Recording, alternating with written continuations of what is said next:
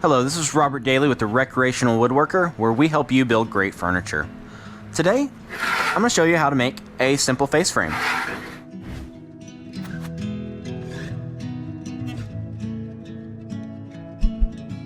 So for the last few months, we've been doing our kitchen cabinet series, where I show you start to finish how to build your own kitchen cabinets. We also have a set of plans that is available. There's a link down in the description or in the cards if I'm pointing in the right direction. I think this is the direction I need to point.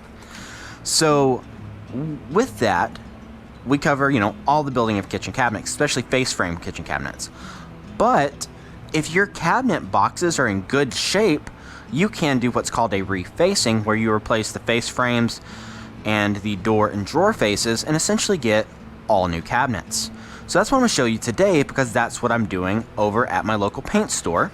They decided they were going to move one store over to a bigger store, and since I built the cabinets for them a few years ago, they hired me to come move them across, basically mirror them, and then reinstall them. So what I had to do there was take off some of the face frames and then need to remake them based on how I flip the cabinets around. So that's what I'm going to show you how to do today. Super easy, should be a quick video.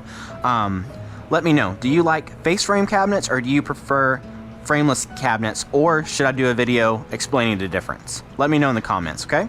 So let's get started with this. Okay, so this is your basic face frame for a cabinet.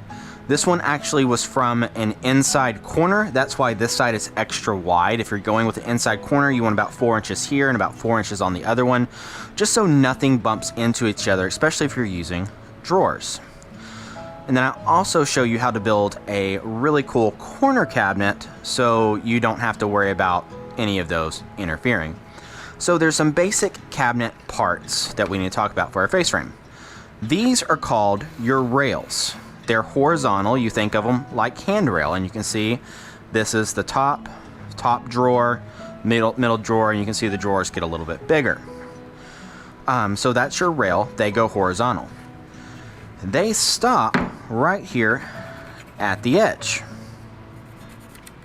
And I'll flip it over in a second and show you what that looks like. They stop.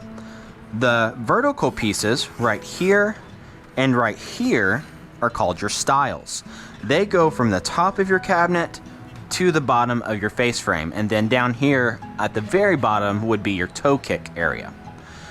And that is your basic instructions. So remember, your stiles are the vertical pieces that go from the top to the bottom, and your rails are these horizontal pieces that go to the inside of those stiles. The reason you do it this way is purely from aesthetics.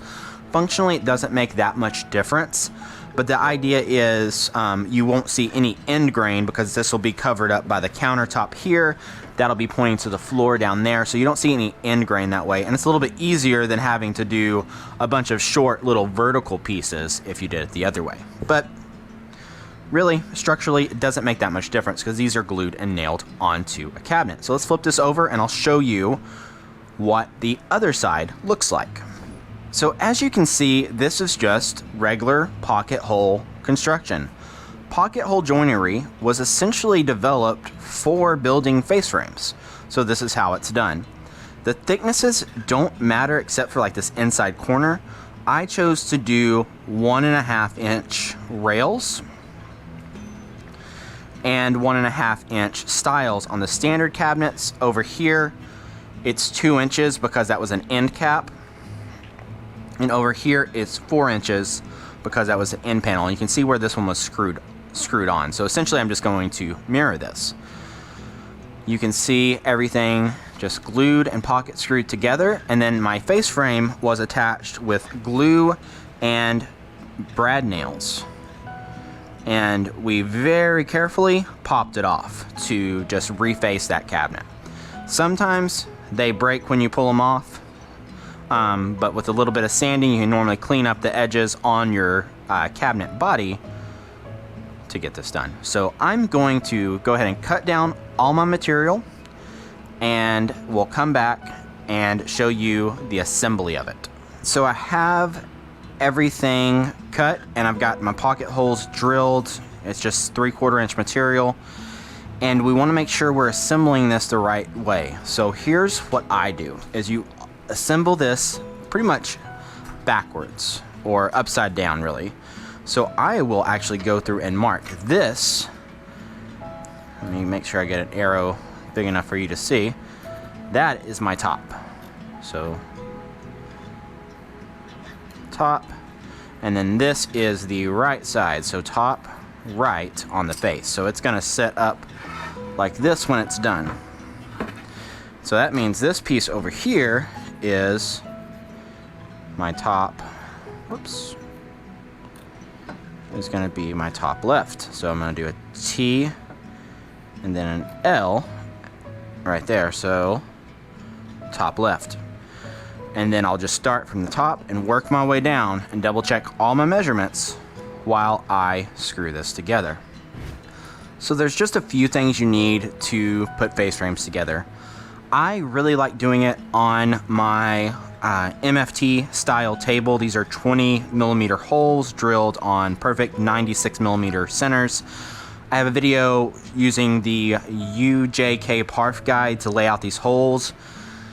It's definitely the way to go. Now, if you don't have access to one of those, laying out a grid and just doing the best you can with a 3/4 inch Forstner bit, so you can take these clamps, like these match fit dovetail clamps, which are phenomenal, and there's an affiliate link in the description below. Not sponsored by them, just bought these with my own money and have an Amazon link for them. These clip in like that and allow you to clamp your workpiece down to your table, and it really helps with assembling. Next thing you'll need are these Kreg screws, wood glue, and if you don't have a nice MFT table, you can get the Kreg face frame clamp, which you can hang it off the edge of your table, hold your face frames together. Either way, you always want to clamp your face frame together so it will stay smooth, because the angle of the pocket screws will want to pull it apart as you go. And then of course a long number 2 square head bit and a drill driver. There's one little thing I forgot about in the tools you need, and that is some spacer blocks. So what I do is I lay out where I want my drawers to be and how deep I need those to be. My top drawer is going to be 5 inches, so I put a spacer block so I can just bump my material up to it. That way it's absolutely perfect, and I don't have to worry about pencil lines measurements. My second drawer is going to be 7 inches, so I cut a little 7-inch scrap piece of wood. When I'm done, I'll throw it away. And then my 2 bottom drawers are going to be 8.5 inches, so I have this right here at 8.5 inches. And that's just going to make it super easy to glue and screw this thing together. So I'm going to spin it around, speed it up, show you how I'm doing that.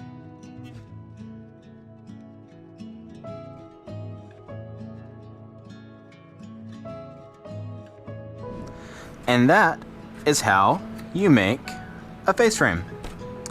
It's super easy. Anybody can do it. Simple pocket hole joinery. Just regular wood construction. Now this is going to get sanded. I'm going to route the edges to give it just a little bit of detail. Then run up to the paint store, install this guy, finish installing my cabinets so the painter can get there. And I'll insert some pictures of it all said and done so you can see what it's like. So, if you like this video, give it a like.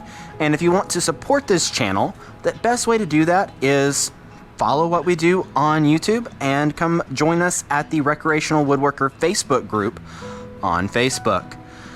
We also have a toolkit page on our website that's full of products we use and recommend that is affiliate links, and that gives us a little kickback on what we do here. So thanks for watching. Hit that like button. Tell me if you have any questions below in the comments, because I do try to answer every question that I get on my videos. So leave a comment, tell me what you think, and we'll see you next time.